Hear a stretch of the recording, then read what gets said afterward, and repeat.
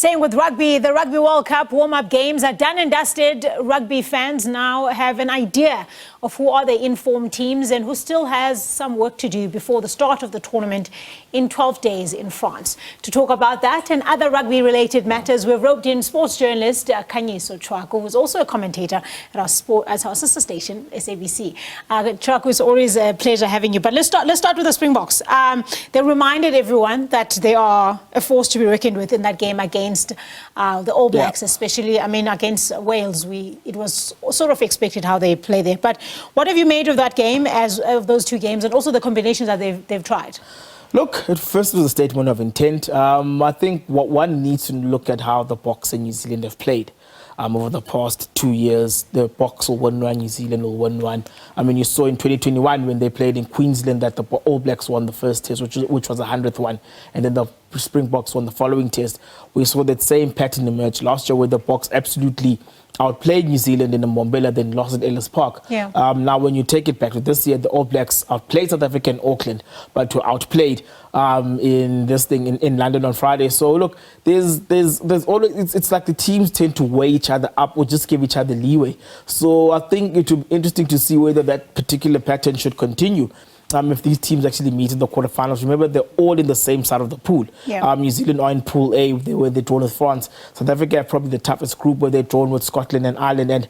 And coach Jacques Nienaber has made it very clear that the most important game of the World Cup for them is Scotland, because if they don't win that Scotland game, their progression in the group stages can and will be difficult, because it was probably the one game where they can afford to experiment will be Romania.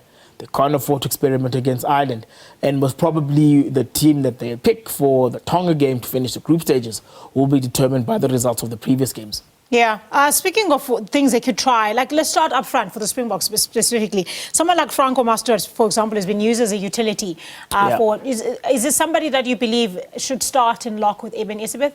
Look, he is the quality number 5 lock. The jury is out on whether he's the best 7 around. But there are particular games, the particular situations that allow Mostert to actually thrive at 7. And a lot of that has to do with Siya Kolisi's availability. When Siya Kolisi plays in the number 6 jersey, he fulfills so many roles in that utility flank position, where he carries well, he defends well, he also pilfers off the ground. So that actually allows the Boks to have 3-4 line-out options. Think about it, because effectively they'll have the number 4, number 5 lock, depending on who they pick, with Eben probably being the nexus in which those locks rotate. And then you've got Dwayne Vermeulen, number 8, who's also a very effective line-out option. So now, they are missing Lood de Jager, yes, through injury.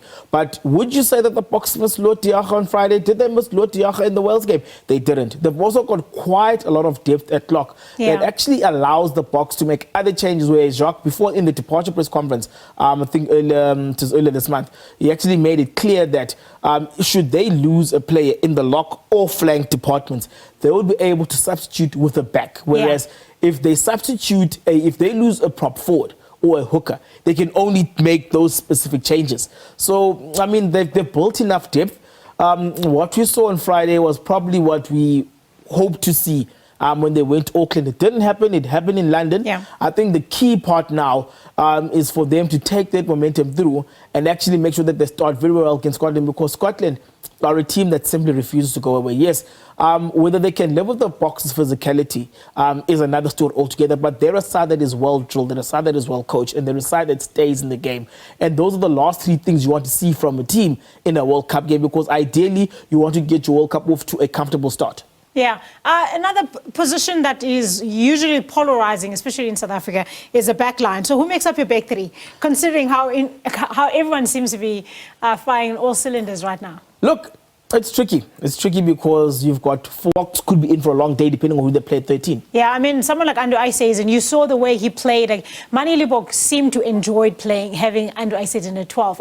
I do think this is probably one of his better games, having someone like that on that side of the shoulder. But let's move on from that. Let's talk about New Zealand. Surely that game against South Africa, that's not the full story as far as New Zealand is concerned. Look, they've got 2 problems. The length of what could be Scott Barrett's suspension, because he was yellow carded then red carded. Yeah. If he got through the game, one would feel that he would have survived a sighting. Now he needs to go through a sighting process. One would feel, especially for what he did to Malcolm Marx, he'd be looking at a minimum 2-game suspension. They've got an issue now with Tyrell Lomax. He suffered a gash. He had just an unfortunate accident with Damien Willemse. So he's missing the opening game against France. Now, that deprives New Zealand of a very potent scrumming threat. Look, I mean, it was one-way traffic between the Boks and New Zealand at scrum time. But now, Tyrell Lomax is their best tight head prop. There's no doubt about that. Yeah. Which doesn't say much about the current prop stocks at the moment. Now, they need to face up if Cyril Pai is actually is fit and available for France in 12 days' time. It's going to be a problem for New Zealand because even Esipili Falatea isn't actually bad as a scrumming prop. So Fletcher Newell most probably will have to get a run at starting prop. There's nothing bad about him. But France are a very good scrumming side. Yes, if you saw what they played, when the Boks played France in Marseille last week, the scrum battle was very even, but also both teams picked their best front rows. Now, New Zealand are deprived of their best tight head. They're deprived of someone who can actually fill out our lock because remember, they've also got Brody Retallick who's injured. So now they've lost, if Brody Retallick suspended, that only leaves them with 2 locks that they can actually run with. Easy. So they've already got selection problem. That means they left to actually, they've only got Sam Whitelock and Tupou Vai who are able to play lock. That means now then in the case of an injury, then they may need to press a Luke Jacobson into services. As a 6, he's okay. But can you do the job as a number 4 lock? It's a different story. Yeah, I saw a tweet. I wanted to read you this tweet because I mean, I think before you mentioned all the injuries and all the other options that you mentioned just now, I may have agreed with it. It said in the last 13 months, New Zealand has lost to Ireland twice at home, Argentina at home, South Africa twice, failed to beat England, and barely scrapped at home against Australia twice. They should probably have lost to Scotland too. They are definitely now the favourites for the Rugby World Cup. Look. You know, this is probably the most open World Cup since the tournament formed in 87. I mean, one looks back 91. One could always see that Australia were probably the best side at that time.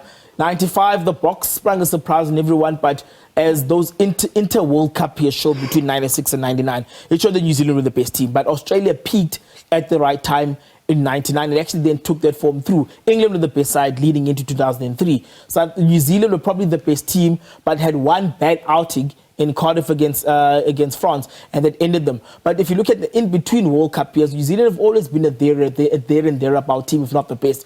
We saw in the period between 2010 and 2017, New Zealand were by and far the best team in the world. But I think 2018 onwards, there's always been a particular shakiness to New Zealand that also has to marry the kind of outputs that they've had in under 20 rugby, because they haven't won the under 20 tournament, I think, since 2015, if I'm not mistaken. It could be a bit more back, but they haven't had the kind of output that their teams have had. Because if you look back at the teams that won the 2011 and the 2015 World Cup, there was a lot of output of players who had done well at age group level, who were winning at age group level. The same thing that you'd find with England now, because a lot of their excellent players now were excellent age group players. I mean, the Springboks could call on a number of players who played in the 2012 side. Stephen Kitshoff was one of them.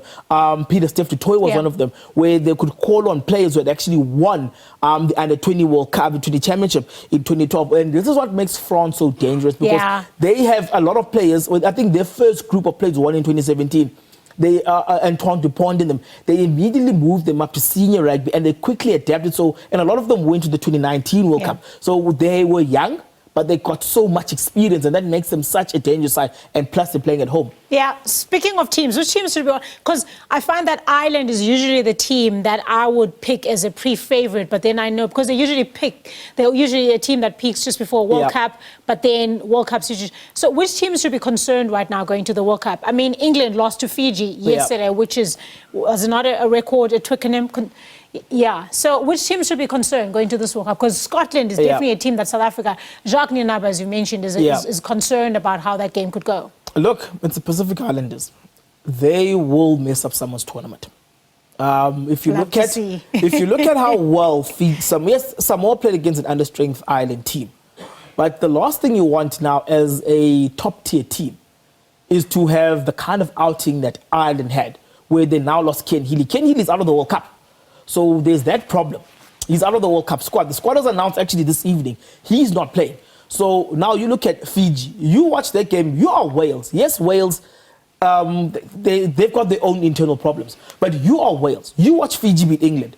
They actually struggled to beat England. You realize that when Fiji actually have a day out at the races like they did in 2007, you realize that you're in trouble. And Fiji and Wales have a history of struggling against these Pacific Island teams. I mean, in 91, they lost to Samoa. They lost again in Cardiff. 99, same thing happened. Yeah. And probably of the Northern Hemisphere teams, they tend to be the most vulnerable against Northern Hemisphere sides. And in their group, they've got Fiji. Yeah. And Australia themselves aren't in the best of shaky ground. So Fiji, they have 2 big games out against Australia and Ireland. They changed the entire dynamic of that side of the pool. Sure. Yeah. Final one. I have to let you go. Bulls. Bulls Daisies. Professionalized. Only professionalized team in South Africa. Yeah. They won. They went unbeaten all season. Now yesterday won the Interprofessional League. Your thoughts on the setup and also the monopoly that they could endure if things stay the same in South Africa? Look, I mean, what they have done, they've put the professional cart before the horse. Now it means that every other team needs to step up from a payment perspective for women's rugby. It is that straightforward. They put their money where their mouth is. They hired the best players, and it showed. I mean, were they challenged in the season? I don't think so. No. I cannot remember a game where they were actually run there, they were run there, they were run close. Yeah. So look, I mean, they've put in the systems, they've got the players in, they've reaped the results. I think now the key is for the other teams to actually try now step up to their level, because yes, they've pretty much recruited the best players available. They've got a very good coaching staff. They've got a very good high performance program available for their women's team. What is now key for the other teams is to have something similar, because what this has done, yes, it's taken away players from teams like Border, from teams like EB, from teams like the Sharks. But what that has done, it's opened up a pathway for new players who would have experienced how hard it is to play against the Bulls, but what they need to do to get to the level that the Bulls are at the moment. Yeah, unfortunately, that's all the time we have for you tonight. Thank you so much, Khanyiso Tshwaku, News 24 sports journalist and also commentator right here on SABC Sport.